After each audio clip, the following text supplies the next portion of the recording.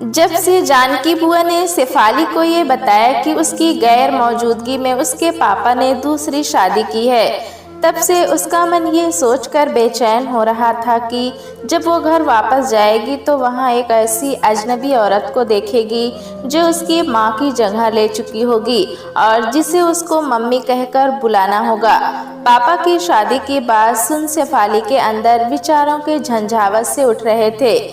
Mummy की मौत के बाद शेफाली ने पापा को जितना गमगीन और उदास देखा था, उससे ऐसा नहीं लगता था कि वो कभी दूसरी शादी की सोचेंगे। वैसे भी मम्मी जब जिंदा थी तो शेफाली ने उनको कभी पापा से झगड़ते नहीं देखा था।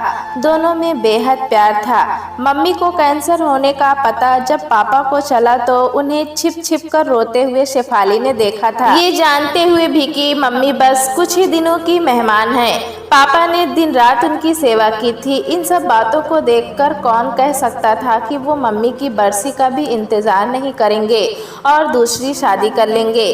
अब जब पापा की दूसरी शादी एक कठोर हकीकत बन चुकी थी तो शेफाली को अपने दोनों छोटे भाई बहन की चिंता होने लगी थी। बहन मानसी से कहीं अधिक चिंता शेफाली को अपने छोटे भाई अंकुर की थी, जो 5वीं कक्षा में पढ़ रहा था। मम्मी को कैंसर होने का जब पता चला था तो शेफाली बीए फाइनल में थी और बीए करने के बाद बीएड करने का सपना उसने देखा था, लेकिन मम्मी की असमय मृत्यु ने शेफाली का वो सपना एक तरह से बिखर गया था।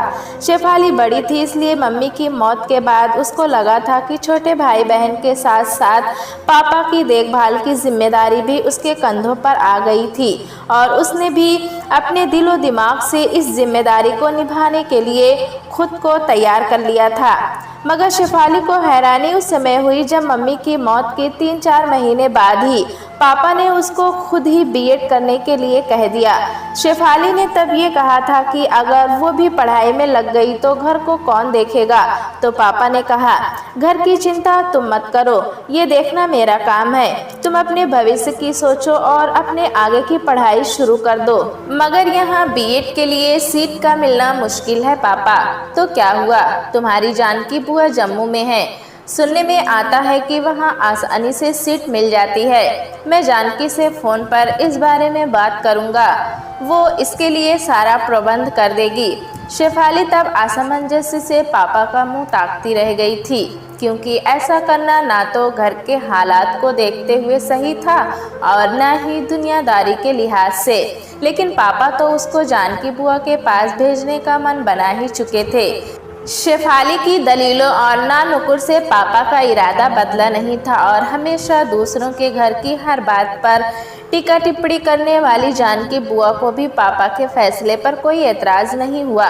होता भी क्यों, शायद पापा जो भी कर रहे थे जानकी बुआ के इशारे पर ही तो कर रहे थे। उसे लगा सब कुछ पहले जैसे ही तय था। बीएड की पढ़ाई तो जैसे उसको घर से निकालने का बहाना भर था। अब सारी तस्वीर शेफाली के सामने बिल्कुल साफ हो चुकी थी। शायद मम्मी की मौत के तुरंत बाद ही गुपचुप तरीके से पापा की दूसरी शादी की कोशिशों का सिलसिला शुरू हो गया था। शेफाली को पक्का यकीन था कि इसमें जानकी बुआ ने अहम भूमिका निभाई होगी। मम्मी की मौत पर जानकी बुआ की आंखें सूखी ही रही थी, फिर भी छाती पीट पीट कर विलाप करने का दिखावा करने के मामले में बुआ सबसे आगे थी। एक तो वैसे भी जानकी बुआ का रिश्ता दिखावे का था, दूसरे मम्मी से बुआ की कभी बनी ना थी। उनके रिश्ते में खटास रही।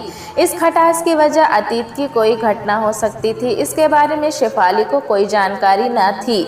लगता तो ऐसा है कि मम्मी के कैंसर होने की बात जानते ही जानकी बुआ ने दोबारा भाई का घर भसाने की बात सोचनी शुरू कर दी थी। तभी तो जब तब इशारों ही इशारों में बुआ अपने अंदर की इच्छा ये कहकर जाहिर कर देती कि औरत के बगैर घर कोई घर नहीं होता। पापा ने भी शायद दोबारा शादी के लिए जानकी बुआ को मौन स्वीकृति दे दी होगी। तभी तो योजनाबद्ध तरीके से सारी बात महीनों में ही सिर चढ़ गई थी। चूँकि मैं बड़ी व समझदार हो गई थी, मुझसे बगावत का खतरा था, इसलिए मुझे बीएड की पढ़ाई के बहाने बड़ी खूबसूरती से घर से बाहर निकाल दिया गया था। पापा की दूसरी शादी करवा कर वापस आने के बाद जानकी बुआ शेफाली के साथ ठीक से आंख नहीं मिला पा रही थी और तरह तरह से सफाई देने की कोशिश कर रही थी, किंतु अब शेफाली को बुआ की हर बात में केवल झूठ और मक्कारी नजर आने लगी थी। इसलिए उसके मन में बुआ के प्रति नफरत की एक भावना बन गई थी। फूफा शायद शेफाली के दिल के हाल को बुआ से ज़्यादा बेहतर समझते थे, इसलिए उन्होंने नपे तुले शब्दों में उसको समझाने की कोशिश की थी। मैं तुम्हारे दिल की हालात को समझता हूँ बेटी, मगर जो भी हकीकत है अब तुम्हें उसको स्वीकार करना ही होगा। नए रिश्तों से जुड़ना बड़ा मुश्किल होता है, लेकिन उससे भी मुश्किल होता है पहले वाले रिश्तों को तोड़ना। इस सच को भी तुम्हें समझना होगा। घर जाने के बारे में शेफाली जब भी सोचती नर्वस हो जाती, उसके हाथ पांव शिथिल पड़ने लगते। कैसा अजीब लगेगा जब वो मम्मी की जगह पर एक अजनबी और अनजान औरत को देखेगी। वो औरत कैसी और किस उम्र की थी शेफाली नहीं जानती, मगर वो उसकी सौतेली माँ बन चुकी थी। यह एक हकीकत थी। सौतेली माँ का अर्थ शेफाली अच्छी तरह से जानती थी और ऐसी माँओं के बारे में बहुत सी बातें उसने सुन भी रखी थी। अपने से ज़्यादा उसे छोटे भाई बहनों की चिंता थी। वो नहीं जानती थी कि सौतेली माँ उनके साथ कैसा व्यवहार कर रही होगी। जानकी बुआ शेफाली से कह रही थी कि वो एक बार घर हो आए और अपनी नई मम्मी को देख ले, लेकिन शेफाली ने बुआ की बात पर अधिक ध्यान नहीं दिया, क्योंकि अब उनकी अच्छी बात भी उसे जहर लगती थी। इस बीच पापा का 2 से 3 बार फ़ोन आया था, पर शेफाली ने उनसे बात करने से मना कर दिया था। जानकी बुआ ने शेफाली पर घर जाने और पापा से फ़ोन पर बात करने का दबाव बनाने की कोशिश की तो उसने बुआ को सीधी धमकी दे डाली।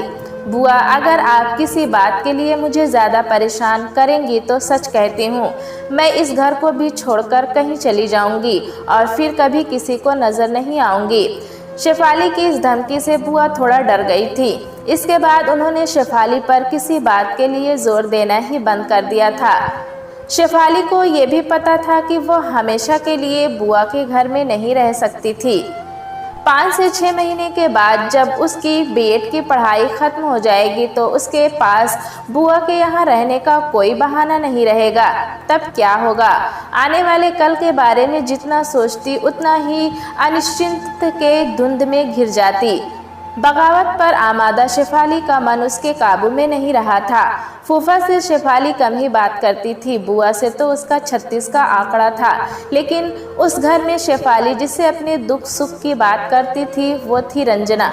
जानकी बुआ की बेटी रंजना लगभग उसी की हम उम्र थी और एमए कर रही थी। रंजना उसके दिल के हाल को समझती थी और मानती थी कि उसके पापा ने उसकी गैर मौजूदगी में शादी करके गलत किया था। इसके साथ वो शेफाली को हालात के साथ समझौता करने की सलाह भी देती थी। सौतेली माँ के लिए शेफाली की नफरत को भी रंजना ठीक नहीं समझती थी। वो कहती थी, बहन, तुमने अभी उसको देखा नहीं, जाना नहीं, फिर उससे इतनी नफरत क्यों? अगर किसी औरत ने तुम्हारी माँ की जगह ले ली है तो इसमें उसका क्या कसूर है? कसूर तो उसको उस जगह पर बिठाने वाले का है। ऐसा कहकर रंजना एक तरह से सीधे शेफाली के पापा को कसूरवार ठहराती थी। कसूर किसी का भी हो, पर शेफाली किसी भी तरह ना तो किसी अनजान औरत को माँ के रूप में स्वीकार करने को तैयार थी और न ही पापा को माफ़ करने के लिए। वो तो यहाँ तक सोचने लगी थी कि पढ़ाई पूरी होने पर उसको जानकी बुआ का घर भले ही छोड़ना पड़े, लेकिन वो अपने घर नहीं जाएगी। नौकरी करके अपने पैरों पर खड़ी होगी और अकेली किसी दूसरी जगह रह लेगी। 2 बार मना करने के बाद पापा ने फिर शेफाली से फ़ोन पर बात करने की कोशिश नहीं की। हालांकि जानकी बुआ से पापा की बात होती रहती थी। मानसी और अंकुर से शेफाली ने फ़ोन पर ज़रूर 2-3 बार बात की थी, लेकिन जब भी मानसी ने उनसे नई मम्मी के बारे में चर्चा करने की कोशिश की तो शेफाली ने उसको टोक दिया था। मुझसे इस बारे में मत बात करो, बस तुम अपना और अंकुर का ख्याल रखना। इतना कहते कहते शेफाली की आवाज़ भीग जाती थी। अपना घर, अपने लोग एक दिन ऐसे बेगाने बन जाएंगे, शेफाली ने कभी सोचा भी नहीं था। पहले तो शेफाली सोचती थी कि शायद पापा खुद उसको मनाने जानकी बुआ के यहाँ आएंगे, पर अचानक कई दिन बीत जाने के बाद शेफाली के अंदर की ये आशा धूमिल हो गई थी। इससे शेफाली ने ये अनुमान लगाया था कि उसकी मम्मी की जगह लेने वाली औरत ने पापा को पूरी तरह से अपने वश में कर लिया है। इस सोच में उसके अंदर की नफरत को और गहरा कर दिया था। अचानक एक दिन बुआ ने नौकरानी से कहकर ड्राइंग रूम के पिछले वाले हिस्से में खाली पड़े कमरे की सफाई करवाकर उस पर कीमती और नई चादर बिछवा दी थी। तो शेफाली को लगा कि बुआ के घर कोई मेहमान आने वाला है। शेफाली ने इस बारे में रंजना से पूछा तो वो बोली, मम्मी की एक पुरानी सहेली की लड़की कुछ दिनों के लिए इस शहर में घूमने आ रही हैं, वो हमारे घर में ही ठहरेंगी। रंजना, क्या तुमने उसको पहले देखा है? नहीं, शेफाली को घर में आने वाले मेहमान में कोई दिलचस्पी नहीं थी और ना ही उससे कुछ लेना देना ही था। फिर भी वो जिन हालात में बुआ के यहाँ रह रही थी, उसके मद्देनज़र किसी अजनबी के आने के ख्याल से उसको बेचैनी महसूस हो रही थी। वो ना तो किसी सवाल का सामना करना चाहती थी और ना ही सवालिया नज़रों का। जानकी बुआ की मेहमान जब आए तो शेफाली उसे देखकर ठगी सी रह गई। चेहरा दमदमाता हुआ, सौम्य, शांत और ऐसा मोहक कि नज़र हटाने को दिल न करे। होठों पर ऐसी मुस्कान जो बरबस अपनी तरफ सामने वाले को खींच ले। आंखें झील की मानिंद गहरी और खामोश। उम्र का ठीक से अनुमान लगाना मुश्किल था, फिर भी 30 और 35 के बीच की रही होगी। देखने से शादीशुदा लगती थी मगर अकेली आई थी। जानकी बुआ ने अपनी सहेली की बेटी को वंदना कहकर बुलाया था, इसलिए उससे नाम के जानने के लिए किसी को कोई कोशिश नहीं करनी पड़ी थी। मेहमान को घर के लोगों से मिलवाने की औपचारिकता पूरी करते हुए जानकी बुआ ने अपनी भतीजी के रूप में शेफाली का परिचय वंदना से करवाया था, तो उसने एक मधुर मुस्कान लिए बड़ी गहरी नज़रों से उसको देखा था। वो नज़रें बड़े गहरे तक शेफाली के अंदर उतर गई थी। शेफाली समझ नहीं सकी कि उसके अंदर गहरे में उतर जाने वाली नज़रों में कुछ अलग क्या था।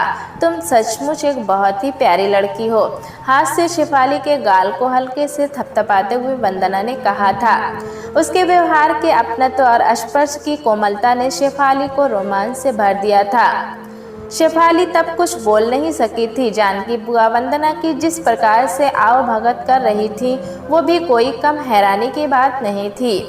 एक ही घर में रहते हुए कोई कितना भी अलग अलग और अकेला रहने की कोशिश करे, मगर ऐसा मुमकिन नहीं, क्योंकि कहीं ना कहीं एक दूसरे का सामना हो ही जाता है।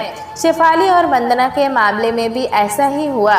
दोनों अकेले में कई बार आमने सामने पड़ जाती थीं। वंदना शायद उससे बात करना चाहती थी, लेकिन शेफाली ही उसको इसका मौका नहीं देती थी और केवल एक हल्की सी मुस्कान अधरों पर बिखेरती हुई वो तेजी से कतरा कर निकल जाती थी। एक दिन शेफाली को चौंकाते हुए वंदना रात को अचानक उसके कमरे में आ गई। शेफाली को देर रात तक पढ़ने की आदत थी।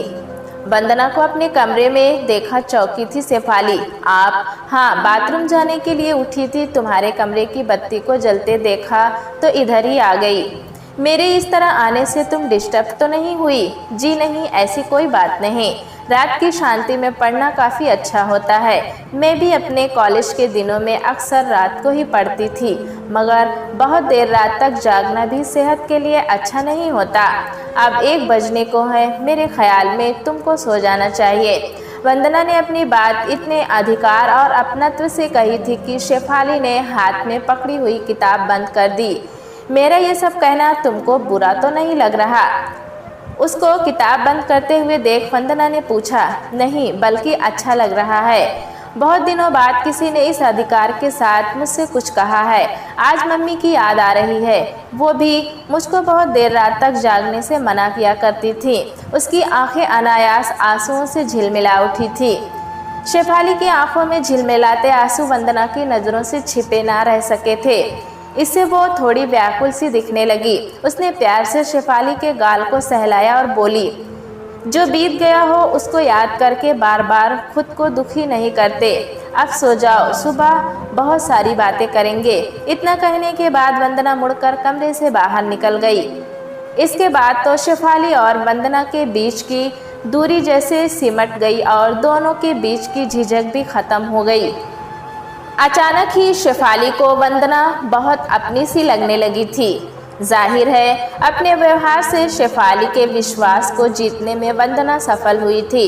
अब दोनों में काफ़ी खुलकर बातें होने लगी थी। शेफाली के शब्दों में सौतेली माँ के प्रति आक्रोश को महसूस करते हुए एक दिन वंदना ने कहा, आखिर तुम दूसरों के साथ साथ अपने से भी इतनी नाराज़ क्यों हो?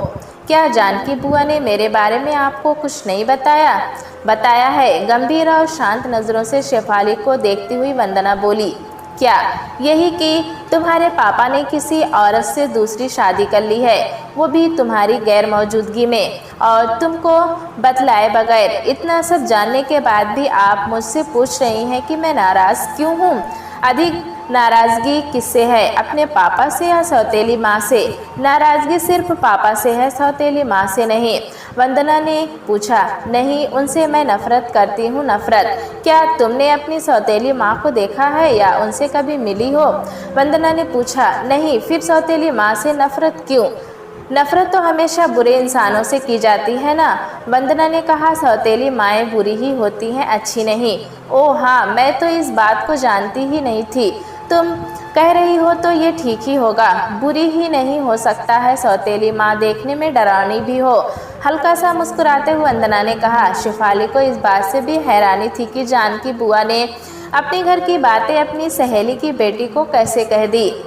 वंदना अपने मधुर और आत्मीय व्यवहार से शेफाली के बहुत करीब तो आ गई, मगर वो उसके बारे में ज़्यादा जानती ना थी, सिवाय इसके कि वो जानकी बुआ की किसी सहेली की लड़की थी। फिर एक दिन शेफाली ने उससे पूछ ही लिया, आपकी शादी हो चुकी है? हाँ। फिर आप अकेली यहाँ क्यों आई हैं? अपने पति को भी साथ में लाना चाहिए था ना? वो साथ नहीं आ सकते थे, क्यों? क्योंकि कोई ऐसा काम था जो उनके साथ रहने से मैं नहीं कर सकती थी। बड़ी गहरी और भेदपूर्ण मुस्कान के साथ वंदना बोली थी।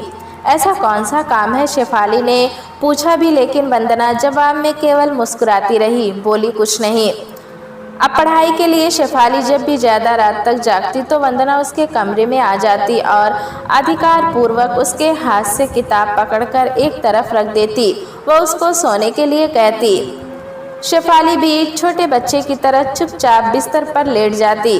गुड गर्ल कहते हुए वंदना अपना कोमल हाथ उसके ललाट पर फेरती और बत्ती बुझाकर कमरे से बाहर निकल जाती।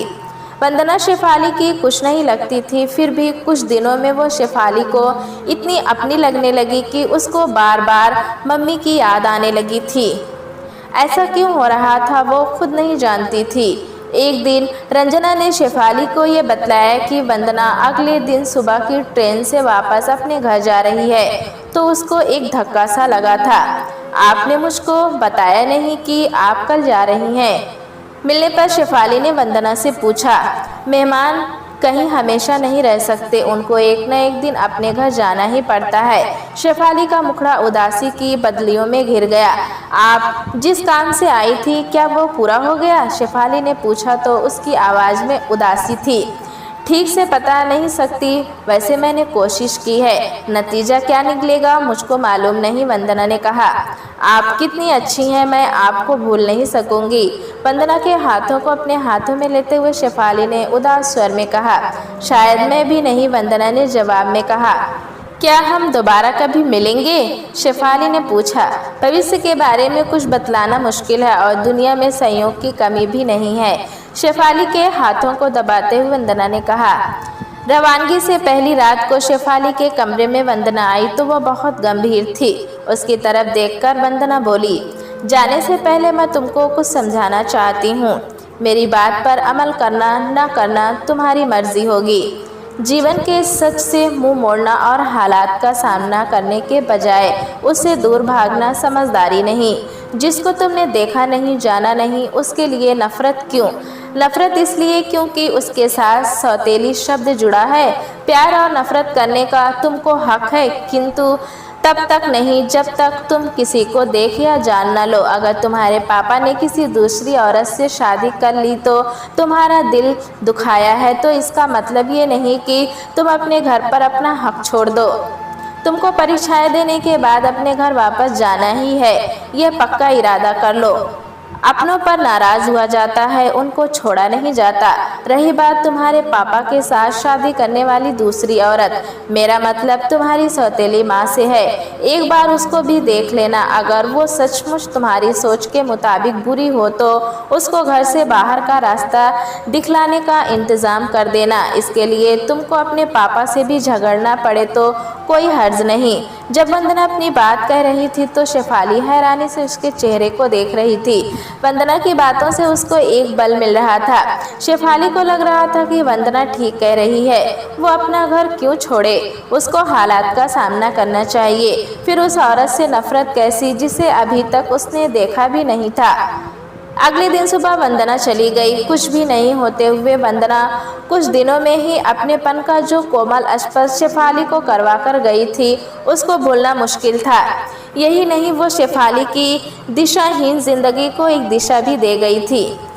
परीक्षाओं के शुरू होते ही शेफाली ने जानकी बुआ से घर जाने की बात कह दी और थोड़ा थोड़ा करके अपना सामान पैक करना शुरू कर दिया। परीक्षाएं खत्म होते ही शेफाली अपने घर को रवाना हुई तो जानकी बुआ खुद उसको अमृतसर जाने वाली बस में बैठाने के लिए बस अड्डे पर आई थी।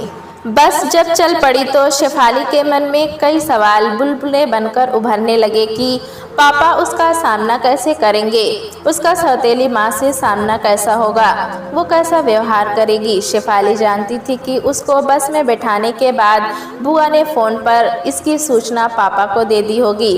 शायद घर में उसके आने के इंतज़ार में होंगे सभी।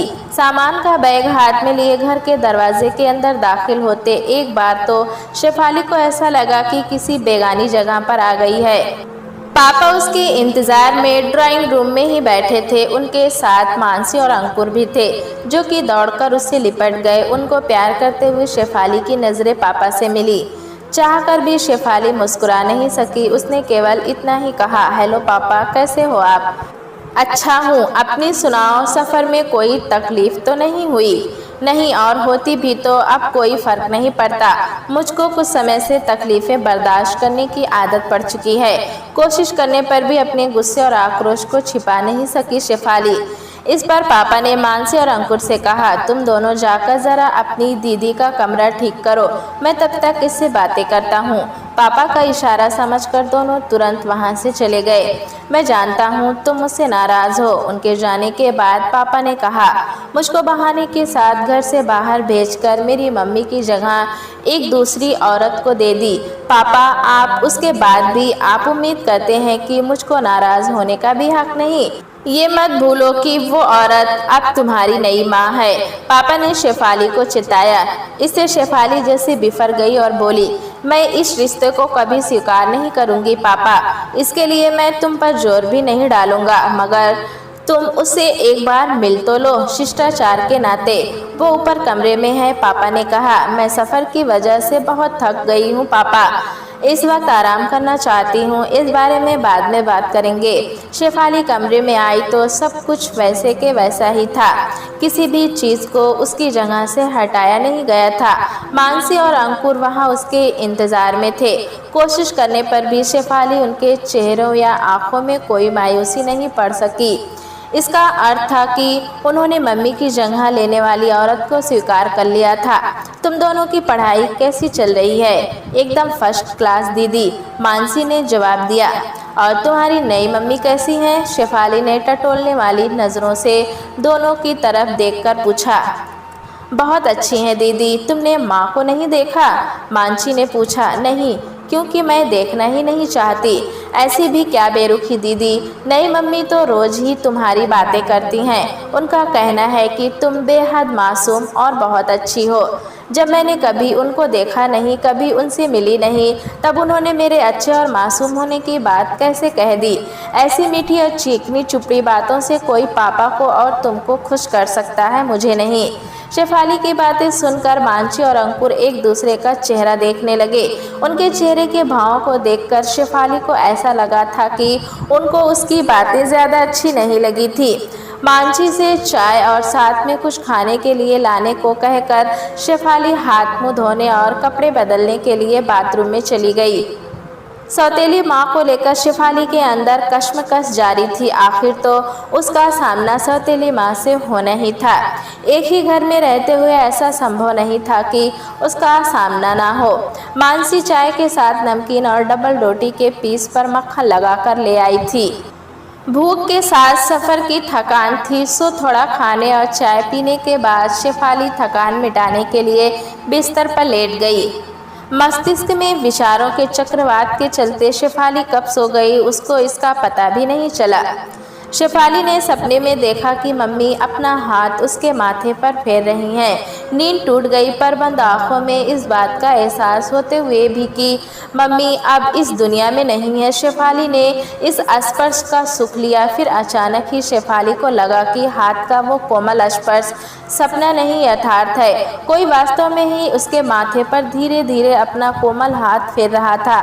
चौंकते हुए शेफाली ने अपनी बंद आंखें खोल दी।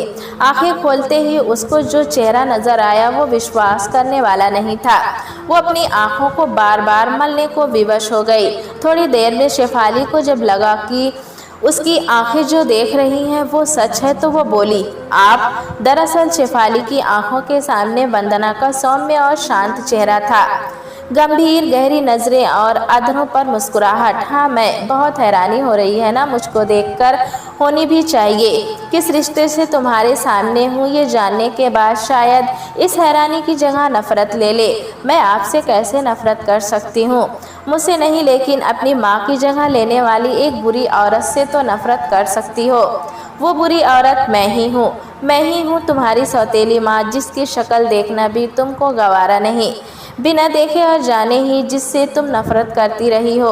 मैं आज वो नफरत तुम्हारी इन आंखों में देखना चाहती हूँ। हम जब पहले मिले थे उस समय तुमको मेरे साथ अपने रिश्ते की जानकारी नहीं थी, पर मैं सब जानती थी। तुमने सौतेली माँ के कारण घर आने से इनकार कर दिया था। सौतेली माँ होने के बाद भी मैं अपनी इस रूठी हुई बेटी को देखे बिना नहीं रह सकती थी, इसलिए अपनी असली पहचान को छुपाकर मैं तुमको देखने चल पड़ी थी।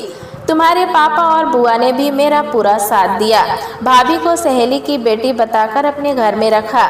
मैं अपनी बेटी के साथ रही, उसको यह बतलाए बगैर कि मैं ही उसकी सौतेली माँ हूँ, वो माँ जिससे वो नफरत करती है। याद है तुमने मुझसे कहा था कि मैं बहुत अच्छी हूँ, तब तुम्हारी नज़र में हमारा कोई रिश्ता नहीं था। रिश्ते तो प्यार के होते हैं, वो सगे और सौतेले कैसे हो सकते हैं? फिर भी इस हकीकत को झुटलाया नहीं जा सकता कि मैं माँ ज़रूर हूँ, लेकिन सौतेली हूँ। तुमको मुझसे नफरत करने का हक है। सौतेली माएँ होती ही है नफरत और बदनामी झेलने के लिए। वंदना की आवाज़ में उसके दिल का दर्द था। नहीं, सौतेली आप नहीं, सौतेली तो मैं हूँ, जिसने आपको जाने बिना ही आपको बुरा समझा, आपसे नफरत की। मुझको अपने आप पर शर्म आ रही है। क्या आप अपनी इस नादान बेटी को माफ़ नहीं करेंगी? आंखों में आंसू लिए वंदना की तरफ देखती हुई शेफाली ने कहा। धत पगली कहीं की, और शेफाली का सिर अपनी छाती से लगा लिया। प्रेम के स्पर्श में सौतेलापन नहीं होता, ये शेफाली को अब महसूस हो रहा था। कोई भी रिश्ता हमेशा बुरा नहीं होता, बुरी होती है किसी रिश्ते को लेकर बनी परंपरागत भ्रांतियाँ। दोस्तों, कहानी कैसी लगी हमें कमेंट में ज़रूर बताएं। चैनल पे नए हैं तो एक लाइक और सब्सक्राइब करना ना भूलें।